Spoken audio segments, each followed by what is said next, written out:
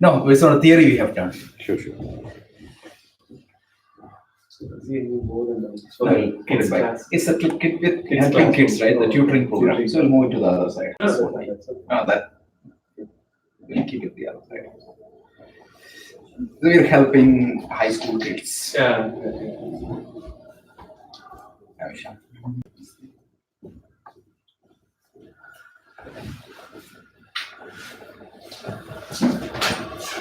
Come on, it's the same password.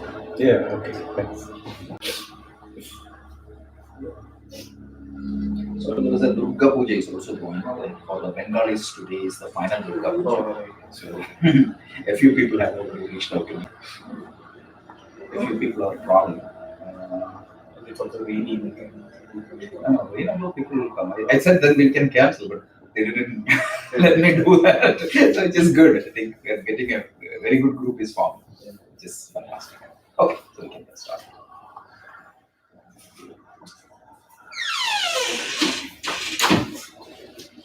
Okay, so welcome to session 7 of the first chapter. Our goal was to cover the first chapter in 9 sessions. So typically people ask why you need to spend 9 sessions on the first chapter. But today I'll be posting that introduction video. You can watch that once again because that introduction video we explained how to relate Arjuna's problem with my problem. Because if you miss that, the first chapter is gone. Well, not first chapter, the entire Bhagavad Gita is gone. So that particular video is extremely important, especially how we are relating my problem with the Arjuna's problem. Because we are not studying Gita or any ancient scriptures for studying science. I was making this very clear in the Vedanta class also.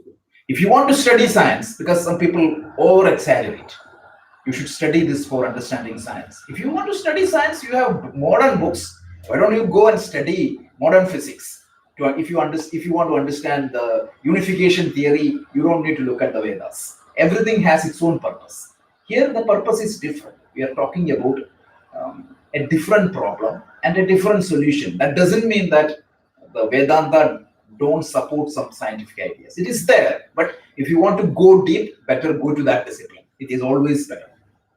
So having said that, we said we were trying to understand what exactly is the problem we are addressing. So the chapter 1 starts with an open question from the blind mind. Typically, we said our mind is blind to what is happening inside. So I made 2-3 points very clear at that point of time, right? What type of thoughts governs me? What type of emotions governs me? And as a result, how do I feel? How do I think? And what exactly I speak? And how do I perceive the things happens outside? And above all, how do I respond to the situation? Mind you, this is a simple looking word, but it is very important. What is happening inside me? What type of thoughts and emotions comes to my mind? What type of the thoughts and emotions always governs me? And these thoughts and emotions are going to determine how do I feel at a given point of time. You can feel extremely stressed. You can feel extremely happy. You can feel extremely confident on one day, and you can feel extremely depressed on another day. What exactly creates that emotions or the state of mind? It is the thoughts and the emotion that controls my mind at that point in time governs that. But most of us are completely blind to the thoughts and emotion that comes to my mind. And most of us are extremely blind to what exactly the effect of these thoughts and emotions on me. Not just me. How do I relate with other people? Sometimes you may have to ask your spouse. You may think that you are talking normally, but she or he will tell that he is shouting. Sometimes you may feel that you are not stressed, but the fact is you are stressed. So even if it is a car, or even if it is a phone, or even if it is a laptop, or even if it is a heating system, it is important that these devices work on the optimal operating conditions. Let me underline. In this means any devices or any equipment should work in the optimum operating conditions. If you put this camera in a very hot environment, or if it is not a water resistant camera and if you put that into water, and you expect the camera to function exactly the same way it is, isn't it foolish? So this human system, which is a biochemical engine machine, on the physical side, definitely, it is better than any machine human being has invented. So if this is a biochemical machine, that machine also should have some optimal operating conditions, physically and mentally. We don't know. We always check the dashboard of our car, and if the air is a little bit low, we will go and fill the air. We should. If the gas is low, we will fill it. We don't fill over gas or too much gas, appropriate level. And if there is a check engine, we will definitely go and see that. To a certain extent, we do that with the body now, physical body. We at least all of us will start doing wellness visit. At least when I was a kid in India, there was no concept called wellness visit, isn't it? When you go to the doctor's office, that means you're sick. It's a kind of a reactive mode. Now it becomes a little bit more proactive mode on the healthcare. Even in India, I can see that people going to wellness visit. But what exactly we are doing on the mental side? How do we know that I'm emotionally stable? How do I know that I'm emotionally intelligent? That word is coined in 90s, which is extremely important. How do I know that I'm emotionally intelligent? So that my thoughts, my mind is in a stable state when I face the situation. If my mind is not in a stable state when I face the situation, I lost the battle. So we saw that with the example of that chariot. If the charioteer do not have control over the reins, and if the charioteer is not obeying the master's wish, what is going to happen?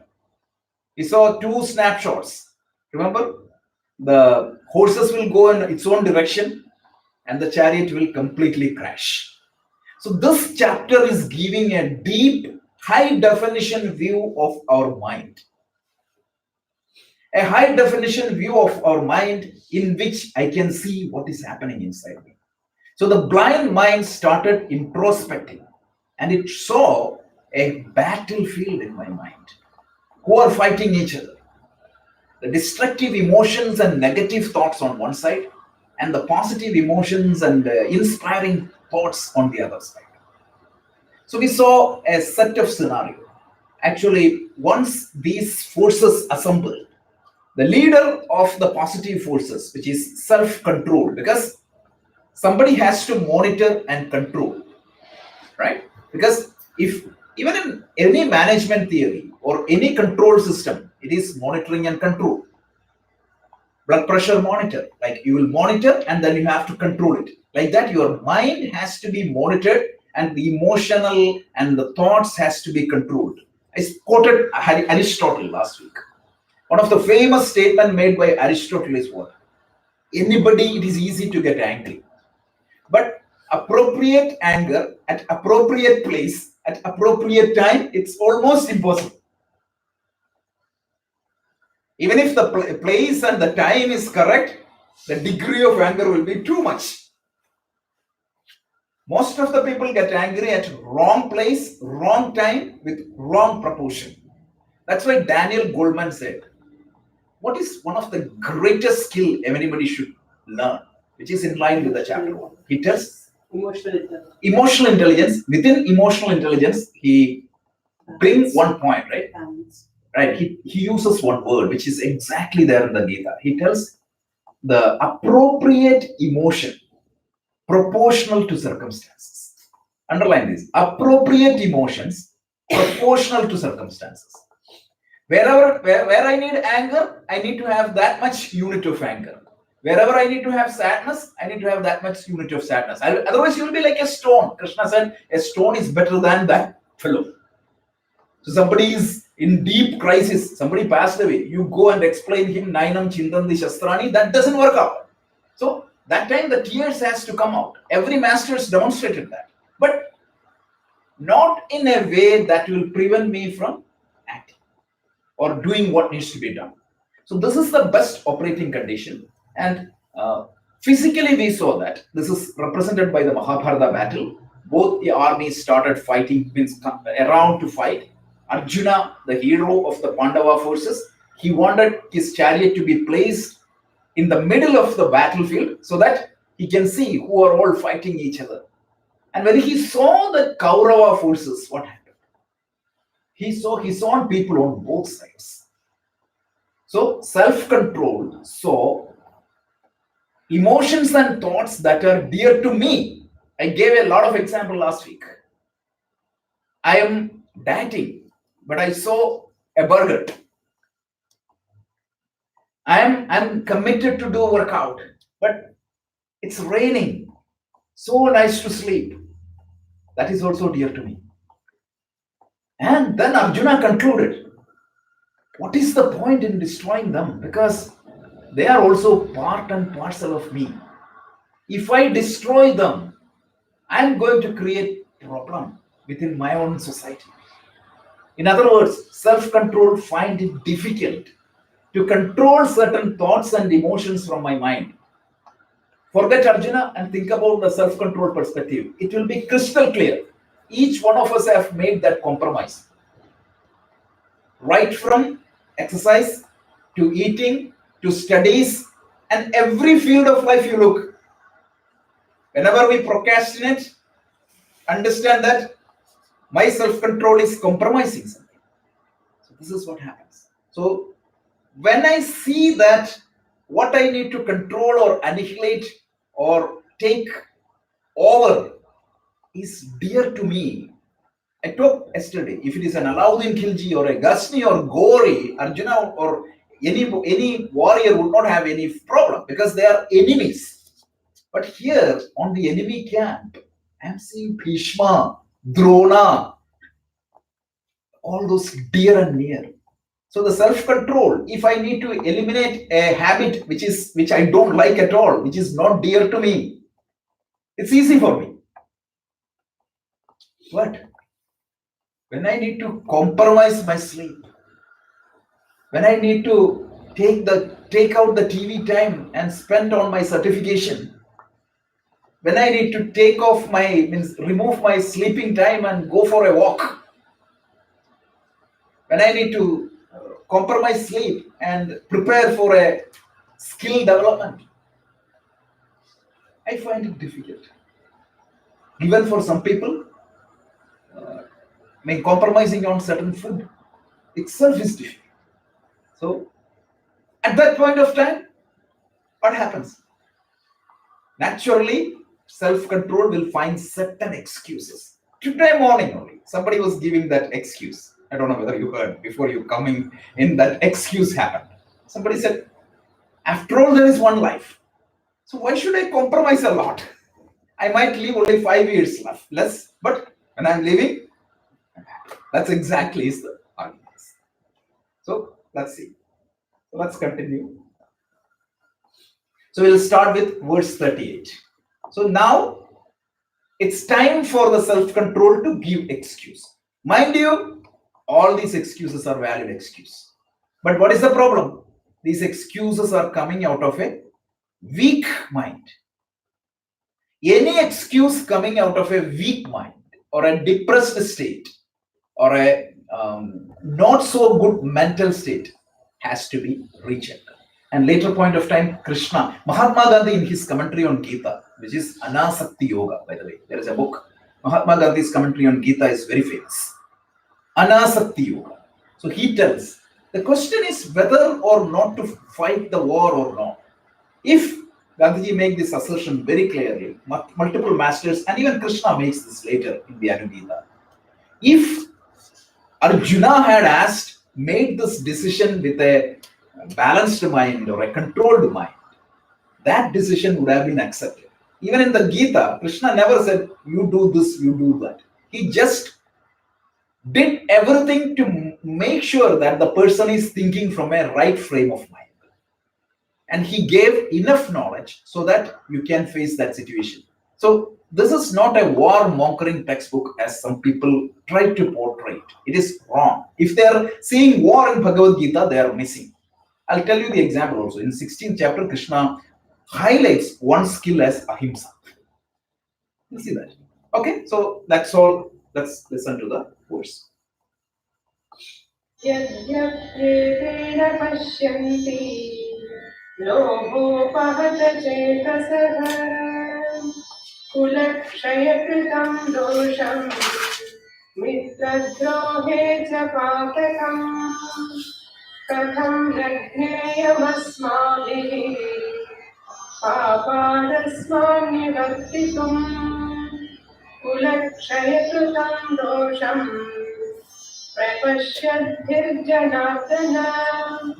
Well developed arguments. So when we find excuses, we will come up with creative mind and come up with very good arguments. We can see that within ourselves. Think about that. You had a plan to take certification last year. You didn't do it. If I ask you, you will say that last year my daughter's study was a little bit more, or you will come up with multiple arguments. Guaranteed.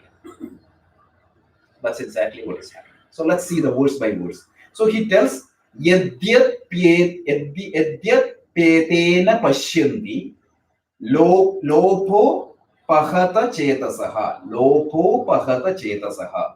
kulakshaya kritam dosham mitra drohena patakam. So let's treat the word by word meaning. So he tells, Yadyat, if you break that, yadi plus api is yadyat. Yadi api means even if. Even if. Okay. Ete means these. So even if these means the Kauravas.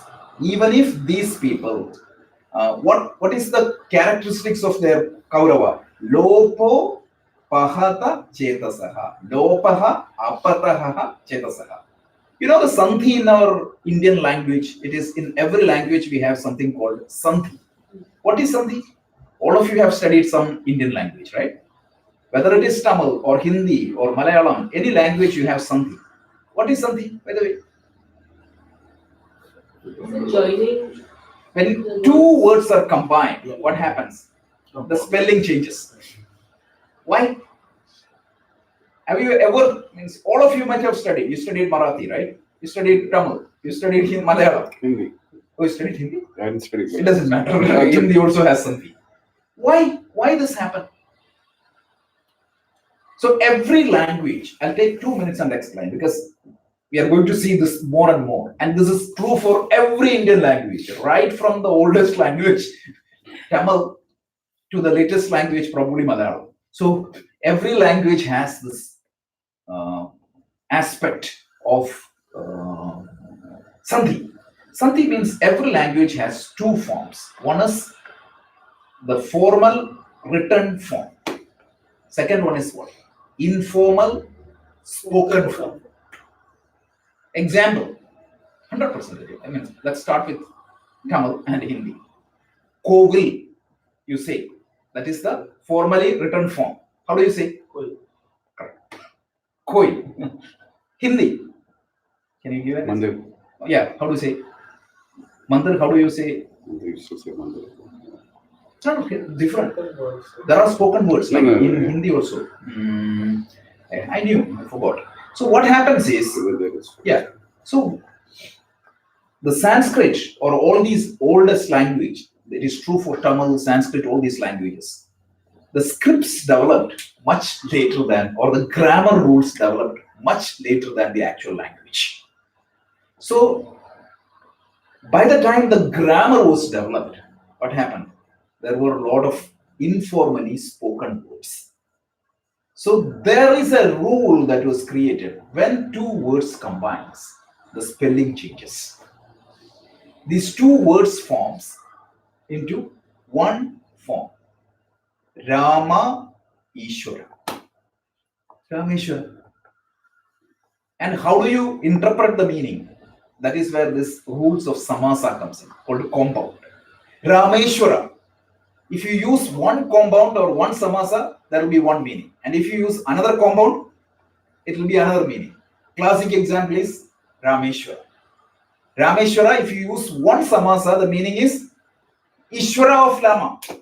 That is the most common meaning. Ishwara of Rama. What is the other meaning? He for whom Rama is the Ishwara. The third meaning, if you use a different compound. So first meaning is Rama's Ishwara. Second one is he for whom Rama is the Ishwara. The third meaning is Rama the Ishwara. Fourth meaning is what? Rama and Ishwara. So depending upon the context, you have to take it. So here we say Lopo Apahata Chetasa. It becomes Lopo Pahata Chetasa. Lopa means greed. Apataha means hijacked or kidnapped. Chetasa means mind.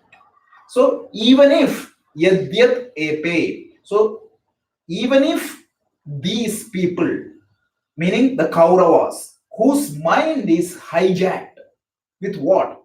Lopo Pahata Chetasa. So Lopa means what? Greed. So these people's mind is already hijacked with greed. So these people, meaning the Kauravas, their mind is hijacked with greed of the money or the country, etc. And they are not seeing what Lopopahata Chetasaha, and what they are not seeing. They say Na Pashyanti. Na Pashyanti means not seeing. So Yadyat Epe Na Pashyanti. These people are not seeing something. Why they are not seeing? They are not seeing because their mind is already hijacked with greed. And what exactly they are not seeing? Kulakshaya Kritam Dosham Mitra Drohecha Padakam. Kulakshaya Kritam Dosham. Dosham means what? Dosham means what? The defect. The defect. That is the larger meaning. They are not seeing the defect. What defect? Kulakshaya Kritam. The destruction of the community. And then Mitra Drohecha Padakam. Padakam means what again? It's the bad result caused by a wrong action. Bad result caused by a wrong action. And what is the Mitra Drohe? Hurting the friends or the like-minded people. And Kulakshaya Kritam, they are not seeing Kulakshaya Kritam Dosham and Mitra Drohe Chapadakam. They are neither seeing the destruction of the community, nor they are seeing the damage caused by the enmity of the friendly people. Is that clear? Yadi api ede. Even though they are not seeing what Kulakshaya Kritam Dosham, Mitra Drohe Chapadakam. Even though they are not seeing the destruction of the fan community as well as the damage created by the by doing the wrong actions to between the friends or the community, why they are not seeing, he also explained. Lopa apakrita chetasa. Their mind is hijacked by the greed. So when my mind is hijacked by emotions, what happens? I do not see properly. So Arjuna is making a valid case. This is all correct. But the problem is, what mental state is creating this argument? That's all the problem is. So, yadi api ete na pashyanti lopaha apahrutaha chetasaha kulakshaya kritam dosham mitra drohecha padakam. Even means that is not completed. So let's go to the next verse. So he tells, it's clear, right? Means the verses are clear. Any questions, any word, if you don't know, raise it. But look at the beauty of the poetry. It's amazing, like how the words are combined into a beautiful meaning. So he said, Katham na jneyam asmapi papat asman nivartitum kulakshaya kritam dosham prabadaschit janardana. So he tells, oh Janardana. Last week I explained who is Janardana. Janardana is a brilliant word. The word Ardhana means two different things. One is what? The one who protects whoever does good. And Janardana also means one who punishes those who do wrong thing. In other words, the governing principle of the universe. So you know Janardana, you know what is right and wrong. How context sensitive is the names used. That's the beauty of the Gita. So, oh Janardana, you know, right? He said, Katham. How means Katham means how. How Katham nat jneyam. Can't it to know means can't it be known? How Katham nat jneyam asmabhi. Asmabhi means by us. They are not seeing it, right? Their mind is hijacked with greed. So they are not seeing the damage of the destruction of the community and the enmity caused with the people within the community. But katham natnyayam asmabhi, that doesn't mean that we should not see it. Beautiful argument again, right? So katham nyayam asmabhi, then what? Prapashyanti. Prapashyanti means who are seeing. We are seeing it. I am seeing it. Even though they are not seeing it, I am seeing it. And then he tells beautifully. Then he tells like prapashyanti. Then he talks about the two types of dosham. Kulakshaya kritam dosham. Kulakshaya kritam dosham means again kulakshaya means the destruction of the community, the defect or damage caused by the destruction of the community. Even though they are not seeing it, I am seeing the destruction of the community. Then he tells Kulakshaya kritam dosham pravurtirbhir nivartirbhir janardana. So he tells nivartin. Nivartin means I am seeing it. There are two words, pravurti and nivarti. Nivarti means what? Opposite of pravurti. Pravurti means what? Acting. Nivarti means refraining, retreating. So we should retreat it, refrain, retreat it. Asman, from this, what? Papan means wrongdoing. So I am seeing the damage of the community here, even though they are not seeing. So we should retreat and refrain. Beautiful argument, right? So let's see. So let's talk about the subjective aspect. So under the influence of ego and habits, remember with whom the self-control is fighting? Destructive emotions and negative thoughts within me. So under the influence of the ego, the self continues to put forth arguments. These arguments are apparently good and valuable. Don't say that Arjuna's argument was wrong. People always portray Arjuna as a good for nothing person in chapter 1, right? A weak person. He's not weak. His arguments are valid. That's the beauty. So, and then he tells it is important to know that such arguments are coming out of a weak mind. Any decision coming out of a weak mind, this is the first lesson Shakespeare gives. Othello. Famous statement, right? Put out the light and then put out the light. Anybody studied it? You know Othello's story, right? Yeah. Othello and Desdemona. Desdemona, he loves this girl that much. But what happened? Doubts. So finally he make a decision. What? Kill her. And that time he utters this word. Put out the light and then put out the light. First, I have to switch off this light. And then put out the light. What is the second put out the light? The girl. Beauty of the language. How? This is why Shakespeare is a Shakespeare. So Shakespeare in this particular drama tells any decision comes out of a weak mind. This decision of Othello came from a weak mind. But from his perspective, from that mental state, yeah, his decision was justified. And you would see the same thing in Julius Caesar. Brutus was a nice person. He was a very well, he was a nationalist. He was a committed person for the benefit of the country. And he decided to kill Caesar. And when he stabbed Caesar under the influence of Caius Cassius, when he stabbed Caesar, he said famous words, right? Et tu, Brute. Then Caesar falls. So There also you could see what was guiding that decision of that Brutus came from that emotional state. Even though his intent was good, he was a right person, but Caius Cassius was able to confuse this guy and made his mind into a weak state and made him to take a decision from that weak mind, and that caused the damage. You should all read some of these Shakespeare's work. This Julius Caesar has a famous statement by Cassius to Brutus. How Cassius convinces Brutus to kill Caesar is amazing. It's a genius, literary genius. He said, like, the fault, dear Brute, is not within your star, with your stars, but yourself. Those are very powerful arguments, correct arguments, but these correct arguments can be used for wrong things. That's exactly what here also comes in. And I just explained this because some of the Gita commentators, with their over enthusiasm, try to kill these arguments. No, these arguments are good arguments. You should understand that. Okay, so now the excuses. Here the problem is I need to control my destructive emotions and negative thoughts. But what is the problem?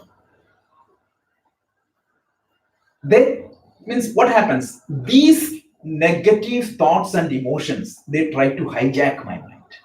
They don't see the next steps. When I go and eat all these rasgullas or sweets, I am not thinking about my diabetic state. When I am deciding to sleep in the morning, skipping my workout, I am not thinking about my exercise or the health. When I see some food, the natural inclination is these thoughts are not thinking a lot. But what happens? They don't see anything wrong in destroying the positive thoughts, commitments, and control. True? How many of you means I know doctors smoking. I know doctors who smokes. Do you think that anybody needs to educate that doctor? Why? Their mind do not see at that point of time anything in wrong in destroying their knowledge. That's what happens. So now what is going to happen? So now the negative self-control will determine. I am made up of all these thoughts. In between a burger or some drinks or some immoral activities, I do not find myself as a happy person. Isn't it? True, right? I do not see myself complete. Yeah, you may tell, okay, I will pray from 5 to 6, but 8 to 9 on weekend, I need to go to that drinking booth. After all, it's life, right? You come up with some excuse.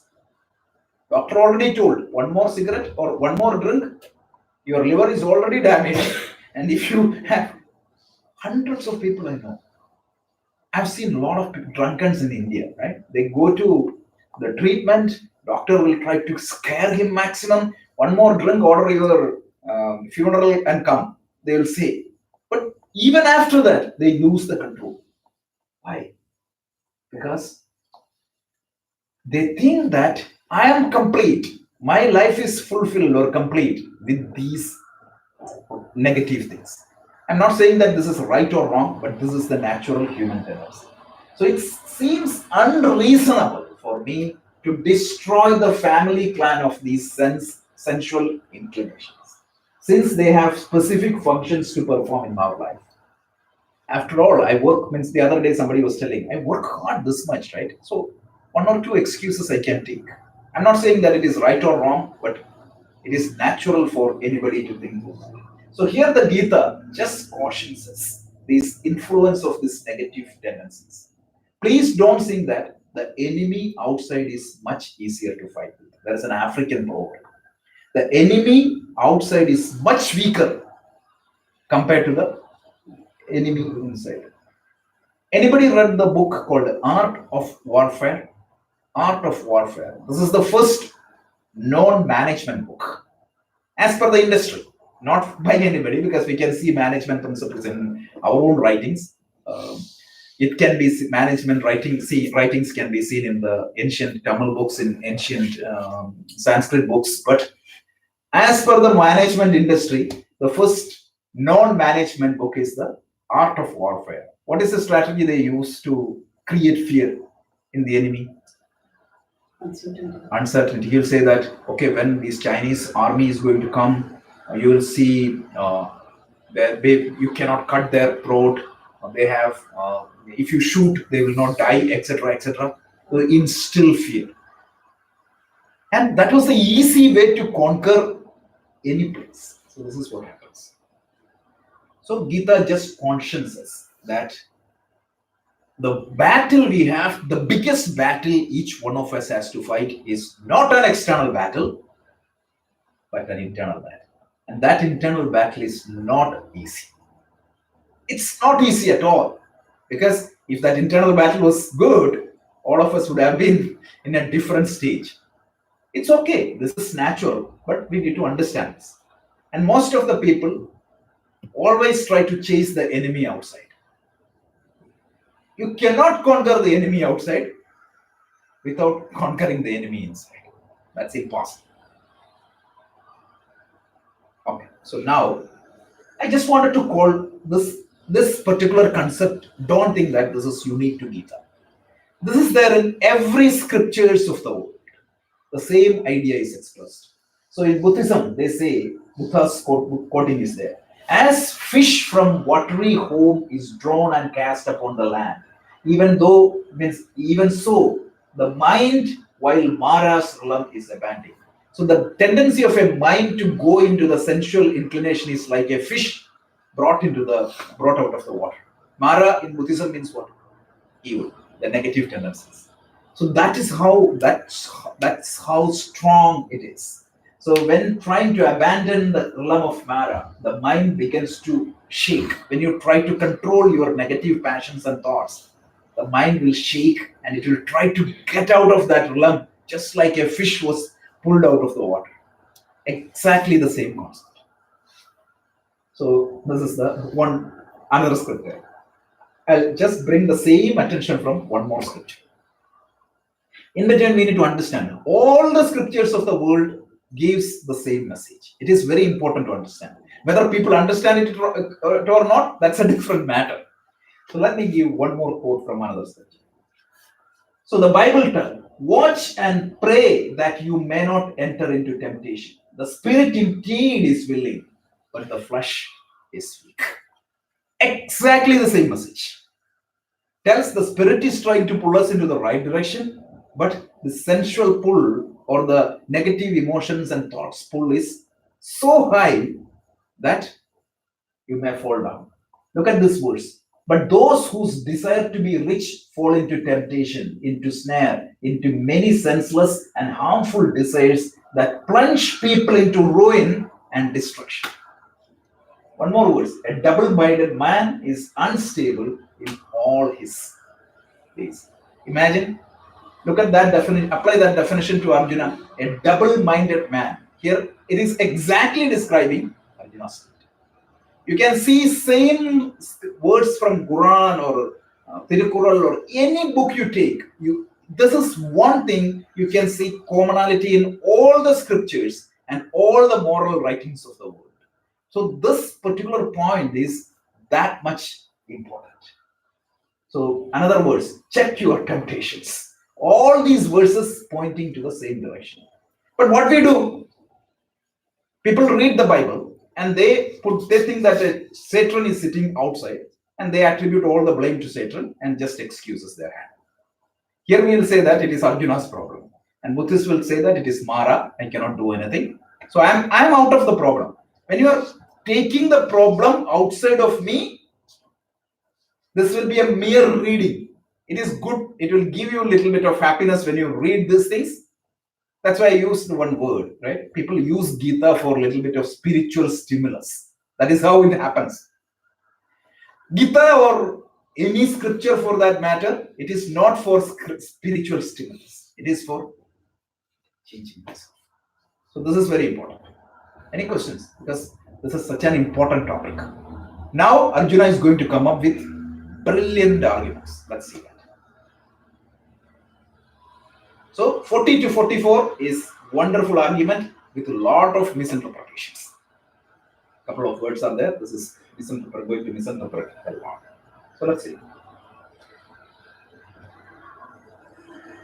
कुलक्षये प्रणश्यन्ति कुलधर्माः सनातनाः धर्मे नष्टे कुलं कृत्स्नम् अधर्मोऽभिभवत्युत अधर्माभिभवात् कृष्ण प्रदुष्यन्ति कुलस्त्रियः स्त्रीषु दुष्टासु वार्ष्णेय जायते वर्णसङ्करः सङ्करो नरकायैव कुलज्ञानां कुलस्य च पतन्ति पितरो शेषां लुप्तपिण्डोदकक्रियाः दोषैरेतैः कुलज्ञानां वर्णसङ्करकारकैः उत्साद्यन्ते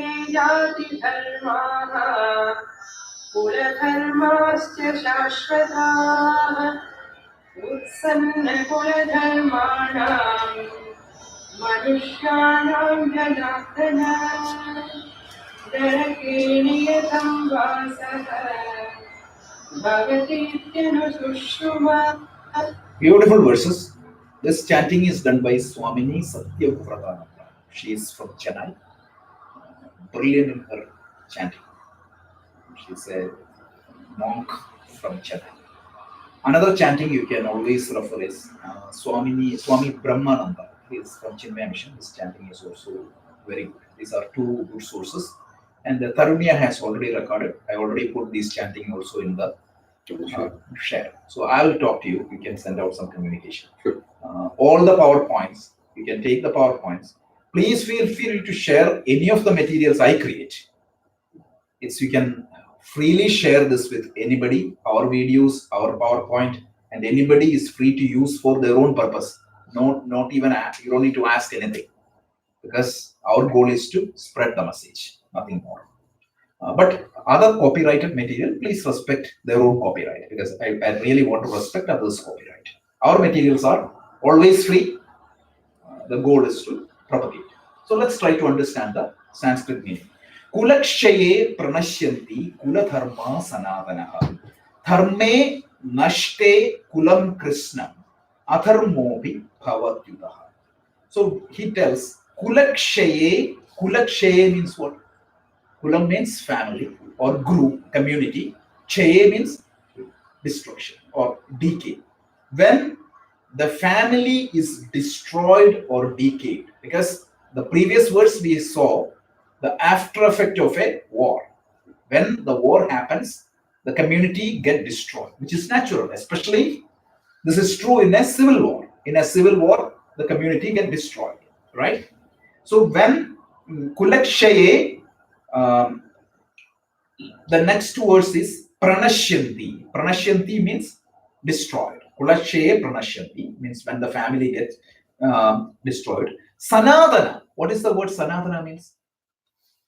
Ancient. Sanatana means very much ancient. Kuladharma means what? Every community has a it's a structure, right? So if you take randomly a set of people here in North Brunswick, right? You could see a lot of pharmaceutical company here earlier, at least. So you would see a lot of skilled pharma people, and if there is a lot of IT companies are here, you will see a lot of that skilled people, right? So if you go to a village which is known for paintings, you would see a lot of painting people there. Like in Tamil Nadu and all certain villages, you are specialized for such skills, right? If you want all these sculptures, there are some villages. Every house you can see these sculptures, and some places are good for certain thing. So every location has its own social fabric. That doesn't mean that it is a caste-oriented thing. Please remove that idea, because it is interpreted that way and it will destroy the whole purpose. So depending upon the purpose of that community, like you will see a social fabric in that community. And when a war happens, what is going to happen?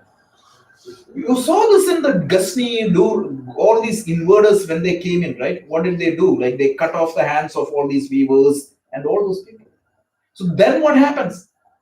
The whole village known for weaving, it's gone. It happened in Dhaka. I don't know whether it is true or false. The story tells that British cut the thumb, but there is no evidence. So I don't want to make it official. But let's assume that somebody cut all the thumbs of all these weavers. The story tells that British didn't want to compete these Dhaka weavers with the British weavers, like the Leicestershire or somewhere. So they cut. I don't see any solid evidence which tells me that it happened. It might have happened. It may not have happened. Shah Jahan cut the But that is only hands. one person, right? Shah So Jahan here, cut the hands of all the people who did the yeah, Taj Mahal. yeah. Let's assume that that happened, and if think that one village is known for making all these beautiful cotton, and if something happened, if a war happened, and if those people got killed, what happened? And you know this, right? These traditional means, in especially in Tamil Nadu, Kerala side, you will have all these Siddha Vaidya, all those people. When they die, what is going to happen? The art goes away. The art goes away. And some of these traditional cultural art, how to create certain sculptures, how to create certain art forms are all gone. How? Means either they didn't teach that to the next generation, or imagine a war happens, it will destroy. So that is what Arjuna tells. The whole, if all the IT people here just vanishes, what is going to happen? The entire IT industry has to move from here to another place. So that's all he's saying. So this is practical even in the modern days. It is nothing connected with Jadi. The moment people say that, people start linking this with the caste. We will see what is caste in Bhagavad Gita, 4th chapter, and we will say it is guna and karma. We'll see that. That's a different matter. It will remove all the doubts completely from the heart of anybody.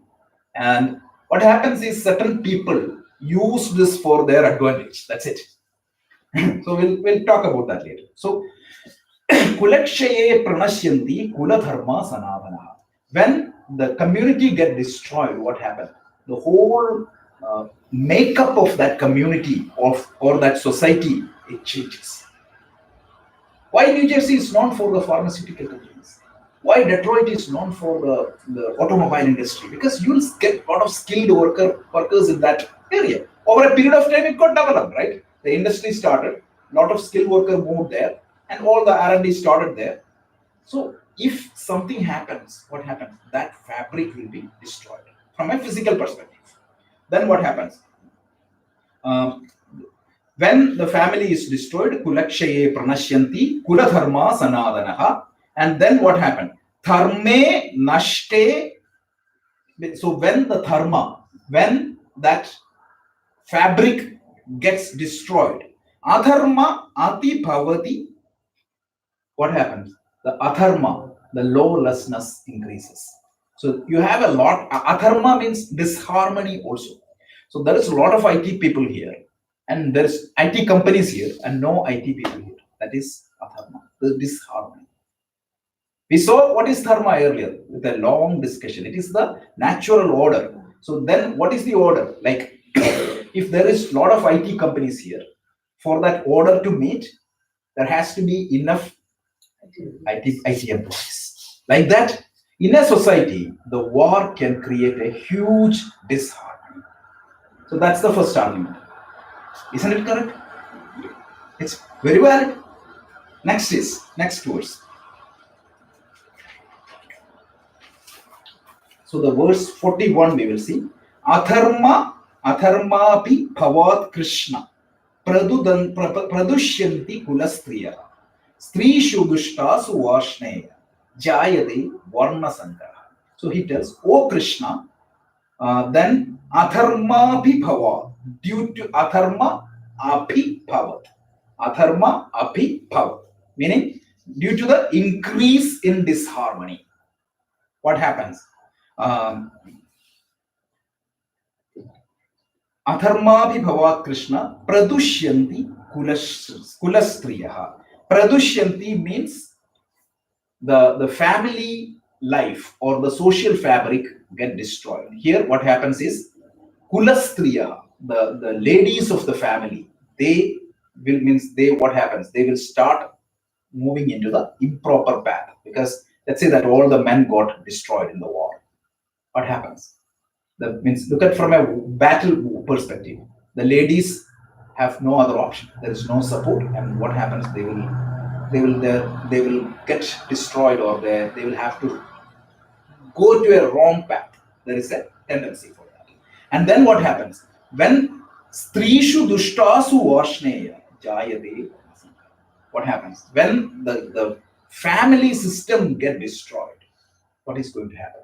Disharmony in the society happens. Just like take a pause and think through it.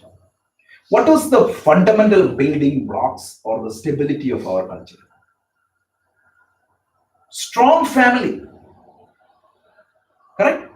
People were able to conquer every other country, but they failed to conquer India because the presence of a strong family. Look at the mother. He sacrifices everything for the benefit of the entire family. And when that family system got destroyed, what happens? The community will collapse. So they could not destroy, like why the Mayan culture got destroyed, or why the pyramids, Egyptian culture got destroyed, why the Roman culture got destroyed. They could just go and destroy the religious head, the whole thing would have gone. But if you go to a village in Tamil Nadu and ask, where is God? Don't go to the city, he will be confused. But go to a villager who go and do this primitive worship of the God, like the Mariamman or anything like that. He will say, if you ask, where is God? Kadavalange, if you ask, he will say, everywhere there is God. But if you go to a city, he will point the finger up. So why? This came down to him. And all the values we all inherited, right? It comes through the mother and the family system. And you are seeing the mother sacrificing everything and for the family and taking care of it. Is it by force? Not at all, right? It is a voluntary act of the family. So that family unit was the strong basis for our culture. And if that family unit is destroyed, everything is destroyed. And you can see that happening in other cultures. So that's one more point he tells. And then let's see the next verse. So one more name he used to call Krishna. We will see that. Krishna. The word used to call Krishna is Krishna, his own name. So we have to see. So what we saw 6 or 7 names. Every name is so beautiful. So then he tells, so he used, okay, so that's it. Varna Sangara, one more word I just wanted to highlight. Varna Sangara means don't say that intermixing of the caste. It is wrong. It is say that confusion in the society. Let's understand that way. So now next is Sankaro Narakayaiva Kulakhnanam Kulasyacha Patanti Pitaro Heshyam Lupta Pindo Takakriya. Again, this can be misinterpreted. Let's see. So what happened? Sankara means confusion. Take the simple example. So many IT companies, all the IT people got destroyed. Naturally, you'll have to employ some housewife who just studied Java and you put him as a lead developer, and you know that everything will collapse. Wrong people occupying in the role, right? So in 90s and late 99, 2000s and all, right? Anybody comes here, just go, the person has not even seen the computers. What they do? Just go and do one course, put up a resume with all the fake projects. Even now it happens. Yeah. Right? Without any sense of guilt, people does that. And when they go to the job, that's the time. I was interviewing a project manager very recently, and he said he never encountered an issue. He always managed that. I thought, let me prostrate him, right? Any project managers, if there's no issues and no everything is happening exactly the way he planned, Exactly. Then why do you need a manager? Yeah, there's no need for So this fellow, after reading the PMBOK and taking a PMP certification, thinks that in a theoretical world. So this is exactly what Arjuna is telling. Like it create confusion in the society. It create confusion in the job. Imagine when that person is managing a lot of people. What would be his expectation? So much of faking is happening in this job market. People take interviews for other people. All this nonsense are happening. This is and such people when they start work, it's a mess. We all know that. Right? So that is what Sankaro eva narakaya bhavati. What is narakaya bhavati? When this confusion happens, when You just lost connection. no, the power is No, the connection just dropped. Right? just give me a minute. Please give me 5 minutes extra Switch today. on that light. The one below. Yeah. No, not that one. Switch it off. It's okay. Sorry. I thought there's this light is looking for these lights. That's one. No, this one right there. So the switches here. Because it's dark on his face. People online are asking if I can switch on light.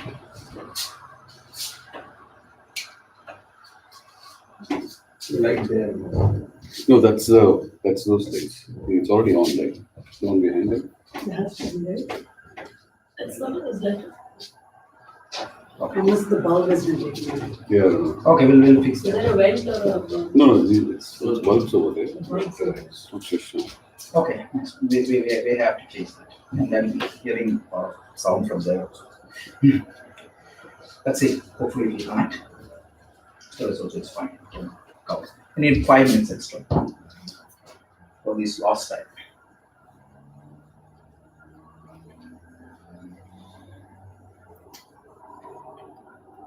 Okay, let's forget it. It's going this way. Okay, so this confusion in the society happens. Yeah, I find out exactly after 1 hour it goes. Yeah. So the connection, I don't know. Okay, so we need to have a wired connection. At least we can get an HDMI. So Sankaro Narakaya Cheva Kulaknanam Kulasyacha Patanti Pitaro Dheshyam Lukta Pindo Tadakriya. So this confusion happens. What is happening? It leads into a Naraka Eva, like it creates a hellish state. Don't think that this is creating anything in the society, right? Imagine if the lead architect is a person who just did a course and came. When he leads the company, what is going to happen? Naturally, a hellish state. So this is what is indicated. So this situation creates a hellish state, and then he said, "Patanti pitaro heshyam lukta pindo dakriya." So what happens? Figuratively, he says, what happened? The pindas you offer to your ancestors, that will be rejected. Why? Your ancestors established a cultural value for your community. And when you deviate from that completely, what happens? The pinda or the offering, right? There is in our culture symbolic, right? What is happening is the society is completely deviating from its root. When you go to Greece right now, you'll feel that. Have you, anybody went to Greece by any chance? Have you any one of you visited Greece? Please go there. You'll feel crying. Only physical structures are there. The culture is completely gone. Yeah, it will happen. So everything is gone. The ancient Roman Empire, the Egyptian culture, which built all these pyramids, it was entirely destroyed. Go to South America or all these African culture. Every culture was completely wiped out. That is symbolically said here that in such situation, your ancestors will reject the offering use because you deviated completely away from their path. So that's what he said in that verse 42. So let's see 43 and 44. So he tells, Doshair hete kulakhnanam varna sangara karakai utsyadhyante jadi dharma kula dharma ashwashvaraha. So etai means by these.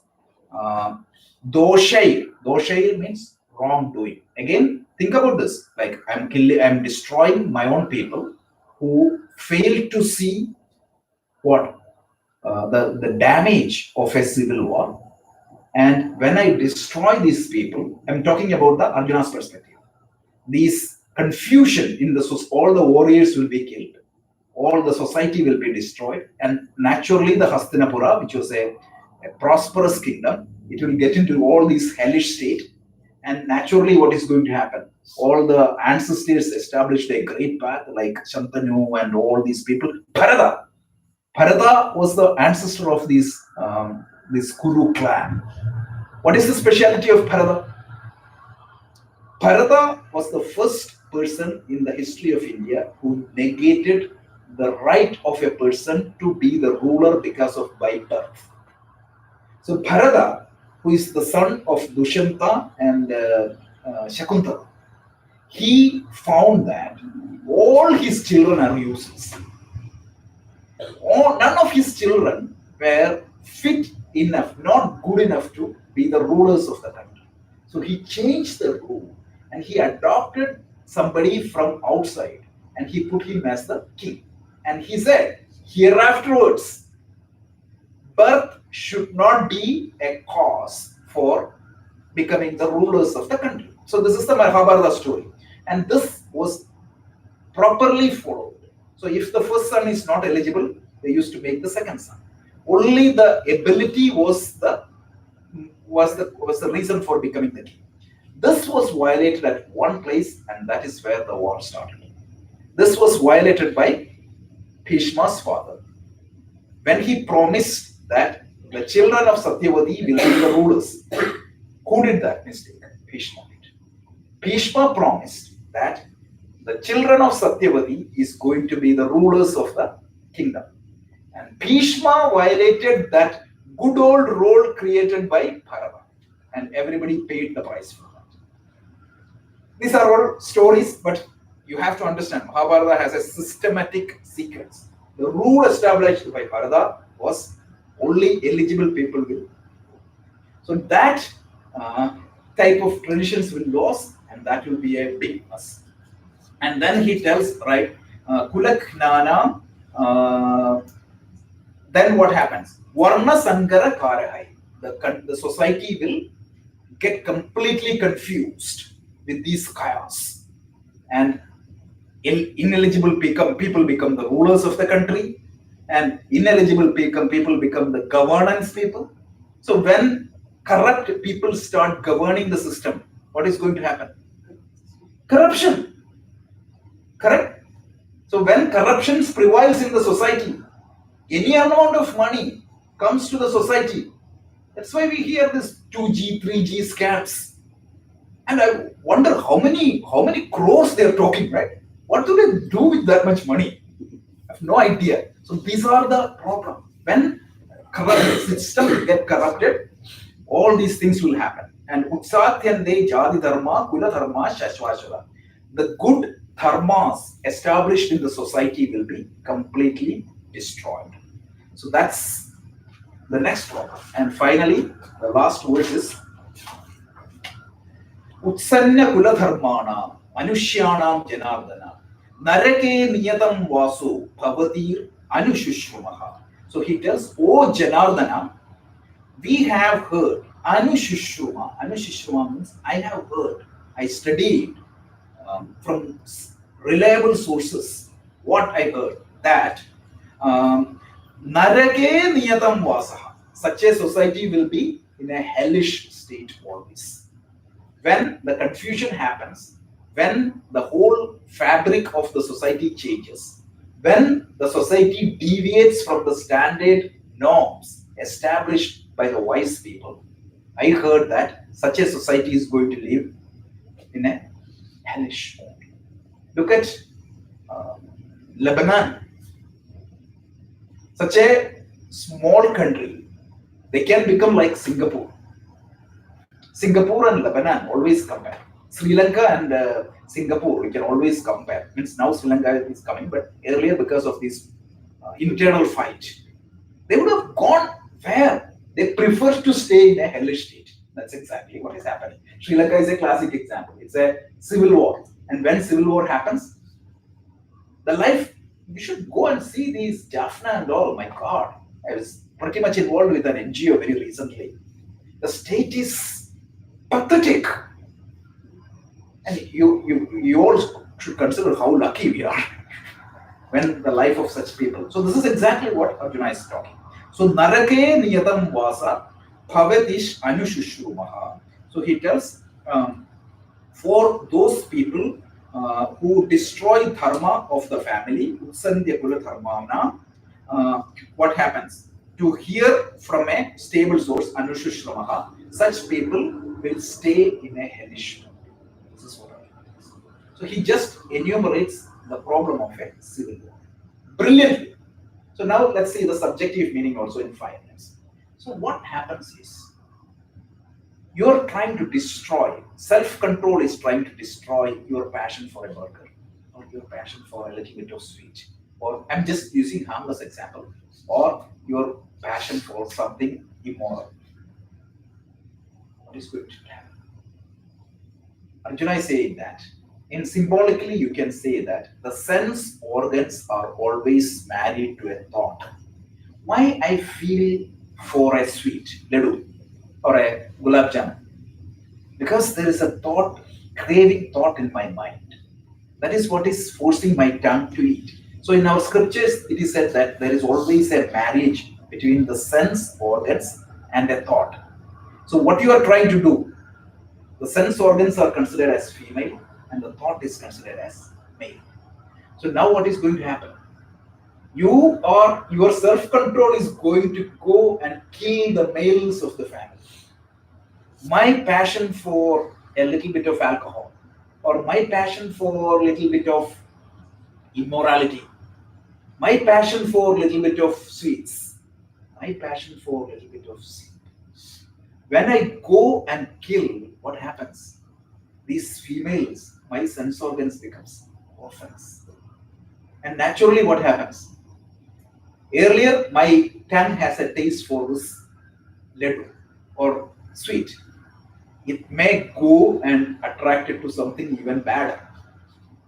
When the natural partner is gone, right? Sometimes when you try to force, this is psychologically proven, when you try to force and kill some of your deep passion, some people know that, okay, I'm forcefully controlling myself. Over a period of time, you can see such people exploding. How many times? So, forceful suppression of the emotion, that is what Arjuna is talking here.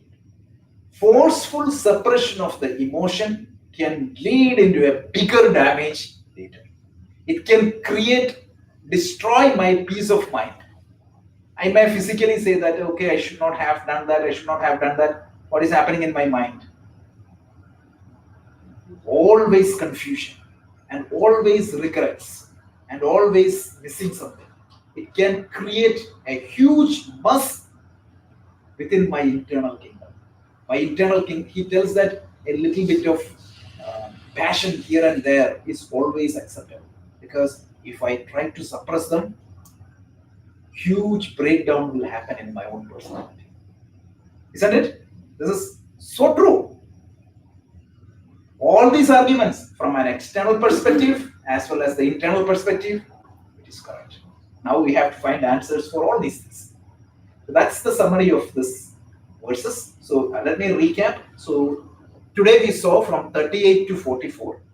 The major theme of the topic is, from a physical perspective or from a objective perspective, Arjuna's argument for not fighting this war. He said, the Kauravas, out of Lopa Apahrita Chetasa, the greed has hijacked their thinking, and they are not seeing what is happening as a result of the war, and they are ready to fight with me. But I am seeing the damage of the war as as an intelligent person, and what are the casualties of the war? Because the war can create a lot of imbalance in the society. When the society, it can destroy the traditions, cultures, and the standards of the society. And when that happens, that's a hellish state. Subjectively, the self-control is trying to control certain emotions and thoughts in me, and the self-control is afraid. If I control these thoughts, if I suppress my passion for drinks, alcohol, or if I suppress my passion for a cigarette, after all, I will do only one cigarette. It will always get an excuse. So I put a New Year resolution to stop smoking, but it is, if I force myself, it is creating a lot of imbalance in me, disharmony within me, and I'm losing my sleep, and I cannot even drink my tea without my cigarette. So why should I create a hellish state for me?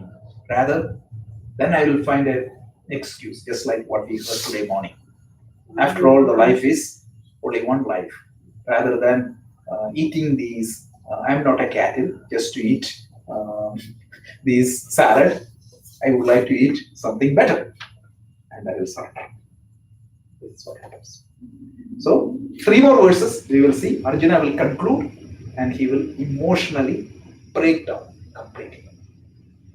To that person who is emotionally broken down in front of a life situation, confused to do what is right and wrong and what is to be done, to that person, Gita is addressed. So don't think that is an Arjuna's problem. This problem happens to each and every one of us. And to all of us, Gita will be addressed. So we have to see Gita from that perspective. Okay, so thank you. Sorry to take 10 minutes extra. But this is a very interesting topic, and just see this from this perspective. Don't think that if the society there is no Brahmins, it will not survive. Of course, it will survive. So don't attach wrong meanings to certain things. And who is a Brahman, we will see. So let's look. When you study the scriptures, a lot of unlearning has to happen initially. Because a lot of wrong thinking, people criticize the scriptures without knowing it. So we have to understand it properly. If you think from this modern perspective, whenever you have a doubt in a scripture, you have to look at the commentaries of the masters. So anybody criticizing the scriptures, have they even looked into the commentaries? Like the Bible also. So when you go and say that, okay, these are superstitious, it's all symbolic. The Saturn and all that is symbolic. So one person was asking, like, they say, right, the first day it was created, what is created by the God? Second day, the sky. The third day, sun. How can the third day can happen without sun? It's all symbolism. So don't criticize anything. Try to understand. Okay. So thank you. So we'll take a break next week. We will see the week after. Thank you.